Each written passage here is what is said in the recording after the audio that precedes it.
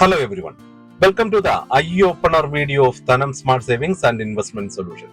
Bajaj Finserv അതുപോലെ തന്നെ Bajaj finance ഈ രണ്ട് സ്റ്റോക്കുകൾ കുത്തനെ ഇടിഞ്ഞ് താഴേക്ക് വീഴുകയാണ്. എന്താണ് അതിന് കാരണം? ഇത് പല ഇൻവെസ്റ്റേഴ്സിനെയും വളരെ വലിയ ആശങ്കയിലാക്കിയിട്ടുണ്ട്. ഇന്ത്യൻ ഫിനാൻഷ്യൽ മേഖലയിലെ ഈ രണ്ട് പ്രമുഖ കമ്പനികളുടെയും സ്റ്റോക്ക് പ്രൈസ് ഇടിയാൻ എന്താണ് കാരണം? അല്ലെങ്കിൽ ഈ ഒരു സ്റ്റോക്ക് ഹ്രസ്വകാലത്തേക്ക് വലിയൊരു ഇടിവ് ഇനിയും നേരിടാൻ സാധ്യതയുണ്ടോ? ഇങ്ങനെ പല തരത്തിലുള്ള സംശയങ്ങളാണ് ഇൻവെസ്റ്റേഴ്സിനിടയിൽ വന്നുകൊണ്ടിരിക്കുന്നത്. ഈ രണ്ട് പ്രമുഖ കമ്പനികളുടെ സ്റ്റോക്ക് പ്രൈസുകൾ ഇടിയാൻ കാരണമായ പ്രധാന ഘടകങ്ങൾ എന്തൊക്കെയാണ് എന്നാണ് നമ്മൾ ഈ വീഡിയോയിൽ വിശദമായി പരിശോധിക്കാൻ പോകുന്നത്. മാർക്കറ്റ് ട്രെൻഡ്സും എക്കണോമിക് ഇൻഡിക്കേറ്റേഴ്സും കമ്പനി സ്പെസിഫിക് പ്രശ്നങ്ങളും റെഗുലേറ്ററി ചേഞ്ചസുകളും ഉൾപ്പെടെ ഈ ഇടിവിന് പിന്നിലുള്ള പ്രധാന കാരണങ്ങൾ എന്തൊക്കെയാണെന്ന് നമുക്ക് മനസ്സിലാക്കിയെടുക്കാം. നിങ്ങൾ ബജാജ് ഫിൻസർവിലോ അല്ലെങ്കിൽ ബജാജ് ഫിനാൻസിലോ ഇൻവെസ്റ്റ് ചെയ്തിട്ടുള്ള അല്ലെങ്കിൽ നിങ്ങളുടെ പോർട്ട്ഫോളിയോയിലേക്ക് ഈ രണ്ട് സ്റ്റോക്കുകൾ ചേർക്കാൻ ആലോചിക്കുന്നവരാണോ?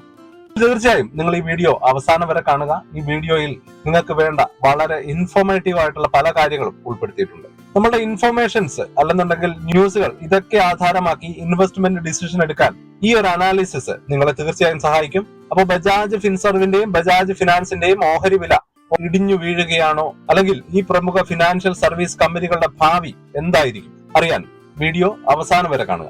ഇന്ത്യയിലെ ഫിനാൻഷ്യൽ സർവീസ് സെക്ടറിലെ ഏറ്റവും പ്രധാനപ്പെട്ട രണ്ട് കമ്പനികളാണ് ബജാജ് ഫിനാൻസർവും ബജാജ് ഫിനാൻസും. കമ്പനിയുടെ ശക്തമായ അടിസ്ഥാന കാര്യങ്ങൾ, ഡൈവേഴ്സിഫൈഡ് ലോൺ പോർട്ട്ഫോളിയോ, സ്ഥിരതയുള്ള ലോങ് ടേം പെർഫോമൻസ് എന്നിവയ്ക്ക് പേരുകേട്ടവയാണ്. രാജ്യത്തെ മുൻനിര ആൾട്ടർനേറ്റീവ് ഫിനാൻഷ്യൽ കമ്പനീസിൽ ഒന്നായ ബജാജ് ഫിനാൻസും ഇൻഷുറൻസ്, സമ്പത്ത് മാനേജ്മെന്റ് മേഖലകളിലും പ്രവർത്തിക്കുന്ന അതിന്റെ മാതൃ കമ്പനിയായ ബജാജ് ഫിൻസർവും വളരെ കാലമായി റീറ്റെയിൽ ഇൻസ്റ്റിറ്റ്യൂഷൻ ഇൻവെസ്റ്റേഴ്സിനിടയിൽ ഒരുപോലെ പ്രിയപ്പെട്ടവയാണ്. എന്നിരുന്നാലും മുൻകാല വിജയങ്ങൾ ഉണ്ടായിരുന്നിട്ടും രണ്ട് കമ്പനികളും അടുത്തിടെ സ്റ്റോക്ക് മാർക്കറ്റിൽ വളരെ വലിയ സമ്മർദ്ദത്തിനിരയായിരുന്നു. Control measure, declining margins, slow assets, growth forecast, rising operating cost ഇവയൊക്കെ കാരണം വളരെ വലിയ ആശങ്കകളാണ് ഈ കമ്പനികളെ പറ്റി മാർക്കറ്റിൽ ഉയർന്നു വന്നിട്ടുള്ളത്.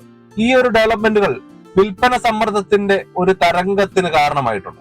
നിക്ഷേപകരിൽ പലരുടെ ഇടയിലും ഈ രണ്ട് കമ്പനികളെ പറ്റിയിട്ടുള്ള ഷോർട്ട് ടേം പെർസ്പെക്റ്റീവ് എന്താണ് എന്നുള്ള ചോദ്യങ്ങൾ ഉയർന്നു വന്നു. തീർച്ചയായും ആ ചോദ്യങ്ങൾ ഇതൊക്കെ തന്നെയാവും. ബജാജ് ഫിൻസർവിന്റെയും ബജാജ് ഫിനാൻസിനും വിൽപ്പന സമ്മർദ്ദമുണ്ടോ? എന്താണ് ഓഹരി വില താഴേക്ക് പോകാൻ കാരണമായത്? അതിനുള്ള കൃത്യമായ ആൻസർ ഇതാണ്. ബജാജ് ഫിൻസർവിന്റെ സ്റ്റോക്ക് പ്രൈസിൽ ഉണ്ടായ ഇടിവിന് പിന്നിൽ വിവിധ എക്സ്റ്റേണൽ ആൻഡ് ഇന്റേണൽ റീസണുകൾ ഉണ്ടായിട്ടുണ്ട് എന്നുള്ളതാണ്. ക്രെഡിറ്റ് ചെലവുകളും വിപണിയിലെ താളം തെറ്റിയ ചലനങ്ങളും ഈ സെയിൽസ് പ്രഷറിന് തുടക്കമിട്ട പ്രധാന ഘടകങ്ങളായിട്ട് മാറിയിട്ടുണ്ട്. Q4 ഫലങ്ങൾ പുറത്തിറങ്ങിയതിനു ശേഷം ഷെയർ പ്രൈസ് ഏകദേശം 6% ഡൗൺ ആയിട്ടാണ് മൂവ് ചെയ്തത്.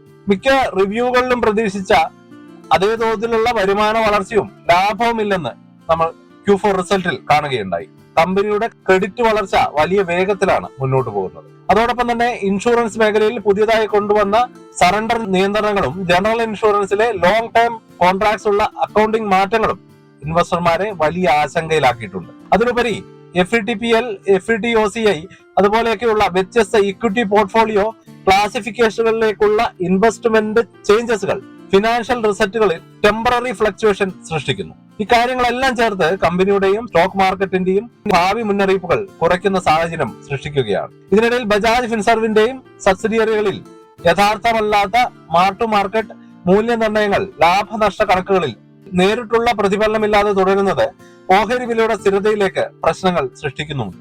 മാർക്കറ്റ് മൂവ്മെന്റുകൾക്കൊപ്പം ഈ ഒരു ഇന്റേണൽ ഫാക്ടേഴ്സും വളരെ ശക്തമായി നമ്മൾ നിരീക്ഷിക്കേണ്ടതുണ്ട്. പ്രത്യേകിച്ച് ഉയർന്ന മൂല്യനിർണ്ണയത്തിൽ ട്രേഡ് ചെയ്യുന്ന ഓഹരികളായതിനാൽ ചെറിയ നീക്കങ്ങൾ പോലും വലിയ പ്രതികരണങ്ങൾക്ക് കാരണമായേക്കും. അപ്പോൾ ഇൻവെസ്റ്റേഴ്സിനുള്ളിലുള്ള അടുത്ത ചോദ്യം, മറ്റെന്തൊക്കെ പ്രോബ്ലങ്ങൾ നമുക്ക് എക്സ്പെക്ട് ചെയ്യാൻ പറ്റും? ഇൻഷുറൻസ് മേഖലയിലെ പുതിയ നിയന്ത്രണങ്ങൾ, ബെഞ്ച് ഈൽഡ് വർദ്ധിക്കുന്നത് ഫണ്ടിംഗ് കോസ്റ്റ് കൂട്ടുന്നു. ബജാജ് ഫിനാൻസിന്റെ ക്രെഡിറ്റ് കോസ്റ്റ് വർദ്ധിക്കുന്നത് നിക്ഷേപ ട്രെൻഡ് താഴേക്ക് വരുന്നു.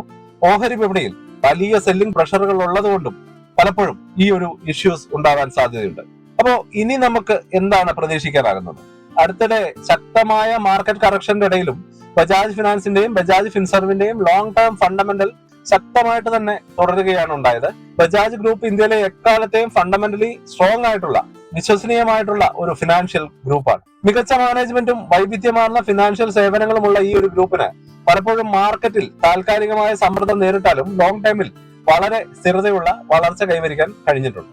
അത് നമ്മൾ കഴിഞ്ഞ കോവിഡ് കാലത്തൊക്കെ നമ്മൾ കണ്ടതാണ്. 2000 താഴെ വന്നിരുന്ന ബജാജ് ഫിനാൻസിന്റെ ഓഹരികൾ പിന്നീട് 4000 മുകളിലേക്ക് കുതിച്ചുയർന്നത് നമ്മൾ കണ്ടതാണ്. അപ്പൊ ബജാജ് ഫിനാൻസിന്റെ ഈ ഒരു 50% ഡൗണോ അതുപോലെയുള്ള സഡൻ ഫാളുകളൊന്നും സ്വാഭാവികമായിട്ടും ഇത്തരത്തിലുള്ള കമ്പനികളെ ബാധിക്കാറില്ല. കമ്പനിയുടെ ബേസിക് സ്ട്രക്ചർ കൂടുതൽ മാറ്റമില്ലാതെ നിലനിൽക്കുന്നതിനാൽ ഇപ്പോഴത്തെ ഓഹരി വിലയുടെ ആ ഒരു ഇടിവ് ചില വാല്യൂ ഇൻവെസ്റ്റേഴ്സിന് വേണ്ടി ഒരു ലോങ് ടേം അക്യുമുലേഷൻ ഓപ്പർച്യൂണിറ്റി ആയിട്ട് കാണാവുന്നതുമാണ്. നമുക്ക് തീർച്ചയായിട്ടും അതൊരു നല്ല ഓപ്പർച്യൂണിറ്റി തന്നെയാണ്. ഡിസ്കൗണ്ടഡ് റേറ്റിൽ നമുക്ക് ഓഹരികൾ കിട്ടുമ്പോൾ ലോങ് ടൈമിലേക്ക് വാങ്ങി വെക്കാനുള്ള ഒരു നല്ല ഓപ്പർച്യൂണിറ്റി ആയിട്ട് നമ്മൾ ഇതിനെ തീർച്ചയായിട്ടും കാണേണ്ടതുണ്ട്. സെക്ടോറിയൽ ആയിട്ട് നോക്കുകയാണെങ്കിൽ ഈ ഒരു എൻറ്റയർ സെക്ടർ അടുത്തിടയിൽ കൂടുതലായി മാർക്കറ്റ് സ്കൂട്ടിനിറ്റിക്ക് വിധേയമാകുന്നുണ്ട്. അതിനാൽ തന്നെ പെർഫോമൻസ് ഔട്ട്പുട്ടിനൊപ്പം കമ്പനി ട്രാൻസ്പെറൻസിയും വളരെ പ്രധാനപ്പെട്ട ഒരു ഘടകമാണ്. അതിനാൽ ഇപ്പോഴത്തെ സ്റ്റേജിൽ ഇൻവെസ്റ്റേഴ്സ് ജാഗ്രതയോടെ പഠിക്കുകയും അതുപോലെ തന്നെ നമ്മളുടെ ചാർട്ടുകളും മറ്റും കൃത്യമായി അനലൈസ് ചെയ്യുകയും ചെയ്യുന്ന പഠനപരമായിട്ടുള്ള സമീപനത്തോടു കൂടിയാണ് നമ്മൾ ഇൻവെസ്റ്റ്മെന്റിലേക്ക് കടക്കേണ്ടതുള്ളത്. ഓഹരികളിൽ ഇടിവാണെങ്കിൽ കൂടി സ്റ്റോക്ക് സ്പ്ലിറ്റും ബോണസ് ഇഷ്യൂവും പ്രഖ്യാപിച്ചിരിക്കുകയാണ് Bajaj finance. Bajaj finance stock സ്പ്ലിറ്റും ബോണസ് ഡിവിഡൻഡും വിപണിക്ക് വലിയ ഒരു ബൂസ്റ്റ് ആയേക്കും. ബജാജ് ഫിനാൻസ് ലിമിറ്റഡ് കഴിഞ്ഞ ദിവസം പ്രധാനമായ 2 കോർപ്പറേറ്റ് നടപടികൾ പ്രഖ്യാപിച്ചു. ഓരോ 2 രൂപ വിലയുള്ള സ്റ്റോക്ക് 1 രൂപയുടെ 2 ഓഹരികളായി വിഭജിക്കാനും അതോടൊപ്പം തന്നെ 4:1 റേഷ്യോയിൽ ബോണസ് ഇക്വിറ്റി സ്റ്റോക്കുകൾ നൽകാനും ബോർഡ് അംഗീകാരം നൽകി. അതായത് ഓരോ സ്റ്റോക്കിനും 4 പുതിയ ബോണസ് സ്റ്റോക്കുകൾ ലഭിക്കും. 2024 സെപ്റ്റംബർ IPOയ്ക്ക് ശേഷം ബജാജ് ഹൗസിംഗ് ഫിനാൻസ് ഹോൾഡിംഗ് വിറ്റതിലൂടെ കമ്പനിക്ക് ലഭിച്ച ആ ഒരു ബെനിഫിറ്റ് പങ്കിടാനായി 3480 കോടി രൂപയുടെ പ്രത്യേക ഇടക്കാല ഡിവിഡൻഡും പ്രഖ്യാപിച്ചിട്ടുണ്ട്. ഈ പ്രഖ്യാപനങ്ങളിൽ നിന്ന് പ്രോഫിറ്റ് നേടാൻ ഓഹരി ഉടമസ്ഥരുടെ യോഗ്യത നിർണ്ണയിക്കുന്ന റെക്കോർഡ് തീയതി മെയ് 9 പ്രഖ്യാപിച്ചിരിക്കും. ബജാജ് ഫിനാൻസ് ഫൈനൽ ഡിവിഡൻഡ് 2024-25 വർഷത്തേക്ക് 2 രൂപ മുഖവിലയുള്ള ഓരോ ഇക്വിറ്റി ഷെയറിനും 44 രൂപ ഫിനാൻഷ്യൽ ഡിവിഡൻഡ് നൽകാൻ കമ്പനിയുടെ ബോർഡ് ശുപാർശ ചെയ്തിട്ടുണ്ട്. നിലവിൽ ഏകദേശം 6.7 ലക്ഷം റീറ്റെയിൽ ഇൻവെസ്റ്റേഴ്സ് ബജാജ് ഫിനാൻസിന്റെ 6% സ്റ്റോക്കുകൾ കൈവശം വെച്ചിരിക്കുന്നതിനാൽ ഈ വിഭാഗത്തിന് മികച്ച റിവാർഡ് പ്രതീക്ഷിക്കാം. ഏറ്റവും പുതിയ ഫിനാൻഷ്യൽ ഡീറ്റെയിൽസ് പ്രകാരം 2025 മാർച്ച് 31 അവസാനിച്ച സാമ്പത്തിക വർഷത്തിൽ കമ്പനി കൈവശം വെച്ചിരിക്കുന്ന പണം എല്ലാം നോക്കിയാൽ 3642.46 കോടി രൂപയുടെ ആസ്തികളുണ്ട്. ഓഹരി വിപണിയിലും ഈ ഒരു പ്രഖ്യാപനങ്ങൾക്ക് റിഫ്ലക്ഷൻ ഉണ്ടായി. പ്രഖ്യാപനത്തിന് മുൻപേ സ്റ്റോക്ക് പ്രൈസ് 0.13% ഉയർന്ന് 9105 രൂപ വരെ എത്തിയിരുന്നു. സെൻസെക്സിന്റെ മുന്നേറ്റവുമായി താരതമ്യം ചെയ്യുമ്പോൾ ബജാജ് ഫിനാൻസ് കഴിഞ്ഞ 12 മാസത്തിനിടെ ഷെയർ പ്രൈസ് 33% നേട്ടവും ഈ വർഷം തുടങ്ങി ഇതുവരെ 31% വരെയുള്ള വർധനവുമാണ് കണ്ടത്. ബ്ലൂംബർഗ് ഡാറ്റ പ്രകാരം ബജാജ് ഫിനാൻസിനെ ട്രാക്ക് ചെയ്യുന്ന 38 അനലിസ്റ്റുകളിൽ 28 പേരും ഈ ഓഹരിക്ക് ബൈ റേറ്റിംഗ് ആണ് നൽകുന്നത്. കുറച്ചുപേർ ഹോൾഡ് പൊസിഷൻ പറയുമ്പോൾ വളരെ കുറച്ചു പേരാണ് സെൽ പൊസിഷൻ നിർദ്ദേശിക്കുന്നത്. ചില ബുദ്ധിമുട്ടുകളും ഇഷ്യൂകളും ഒക്കെ ഉണ്ടെങ്കിലും ലോങ് ടൈം വളർച്ചാ സാധ്യതയും നല്ല കോർപ്പറേറ്റ് പണപ്പിരിവും ബജാജ് ഫിനാൻസിന്റെ ആകർഷണീയമായിട്ടുള്ള ഓഹരിയായി നിലനിർത്തുന്നുണ്ട്. ഇനി നമുക്കൊരു കൺക്ലൂഷനിലേക്ക് കടക്കാം. ഇന്റേണലും എക്സ്റ്റേണലും ആയിട്ടുള്ള ഘടകങ്ങൾ കൊണ്ട് ബജാജ് ഫിൻസർവ് അല്ലെങ്കിൽ അതുപോലെ തന്നെ ബജാജ് ഫിനാൻസ് വിലകളിൽ അടുത്തിടെ ഇടിവുണ്ടായിരുന്നെങ്കിലും ഈ കമ്പനികൾ ഇന്ത്യയുടെ സാമ്പത്തിക മേഖലയിൽ അടിസ്ഥാനപരമായി ശക്തമായ പ്ലെയേഴ്സ് ആയിട്ട് തുടരുന്നുണ്ട്. Stock split, bonus equity share പ്രഖ്യാപനങ്ങൾ തുടങ്ങിയ സമീപകാല കോർപ്പറേറ്റ് നടപടികൾ ഇൻവെസ്റ്റേഴ്സിന് ലോങ് ടേം വളർച്ചാ സാധ്യതകളെ സൂചിപ്പിക്കുന്നു. ഇൻഷുറൻസ്, ധനകാര്യ മേഖലകളിലെ ഷോർട്ട് ടേം വോളറ്റാലിറ്റികളും നിയന്ത്രണ മാറ്റങ്ങളും സ്റ്റോക്ക് പെർഫോമൻസിനെ തുടർന്നും ബാധിച്ചേക്കാം. എന്നിരുന്നാലും കമ്പനിയുടെ ഉറച്ച സാമ്പത്തിക അടിത്തറയും ചരിത്രപരമായ വളർച്ചയും ലോങ് ടേം സ്റ്റെബിലിറ്റി നേടുന്ന വാല്യൂ ഇൻവെസ്റ്റേഴ്സിന് ഇവയെ തീർച്ചയായും ആകർഷകമായ ഒരു തെരഞ്ഞെടുപ്പാക്കിയിട്ട് മാറ്റുന്നുമുണ്ട്. ബജാജ് ഫിനാൻസിന്റെയും ബജാജ് ഫിൻസർവിന്റെയും ഭാവിയെ കുറിച്ചുള്ള നിങ്ങളുടെ അഭിപ്രായങ്ങൾ എന്തൊക്കെയാണ്? ഈ ഇടിവ് ലോങ് ടേം ബൈയിങ്ങിന് അവസരമായി നിങ്ങൾ കാണുന്നുണ്ടോ? അതോ ജാഗ്രത പാലിക്കുകയാണോ? അല്ലെങ്കിൽ നമ്മളൊരു കൺസോൾട്ടേഷൻ ഫേസിലൂടെയാണോ കടന്നു പോകുന്നത്? അഭിപ്രായങ്ങൾ തീർച്ചയായും കമന്റ് ആയിട്ട് ഞങ്ങളെ അറിയിക്കുക. 2025 ഉയരുന്ന ഓഹരി വിപണി പ്രവണതകളെയും ശ്രദ്ധിക്കേണ്ട മേഖലകളെയും കുറിച്ചുള്ള ഞങ്ങളുടെ അടുത്ത വീഡിയോ കാണാൻ മറക്കരുത്. ഞങ്ങളുടെ ചാനലിൽ നിന്നുള്ള ഏറ്റവും പുതിയ മാർക്കറ്റ് വിശകലനങ്ങൾക്കായി ലൈക്ക് ചെയ്യുക. അതുപോലെ തന്നെ ചാനൽ സബ്സ്ക്രൈബ് ചെയ്ത് മറ്റു വീഡിയോകൾ നിങ്ങളിലേക്ക് എത്തുന്നത് മിസ്സാകുന്നത് ഒഴിവാക്കുകയും ചെയ്യാം. അപ്പോൾ ഇത്രയുമാണ് ഇന്നത്തെ വീഡിയോയിൽ നമ്മൾ ഉൾപ്പെടുത്തിയിരിക്കുന്നത്. അപ്പോൾ നമ്മുടെ വീഡിയോ കണ്ടതിൽ സന്തോഷം. ചാനൽ ഇതുവരെ സബ്സ്ക്രൈബ് ചെയ്യാത്തവരുണ്ട്, സബ്സ്ക്രൈബ് ചെയ്യുക. അതുപോലെ തന്നെ വീഡിയോ ലൈക്ക് ചെയ്യുക, ഷെയർ ചെയ്യുക. നമ്മളെ ചെറിയ ചെറിയ കമന്റുകൾ എഴുതി നമ്മളെ സപ്പോർട്ട് ചെയ്യുക. അപ്പോൾ പുതിയൊരു വീഡിയോ ആയിട്ട് ഉടനെ വരാം. ബൈ.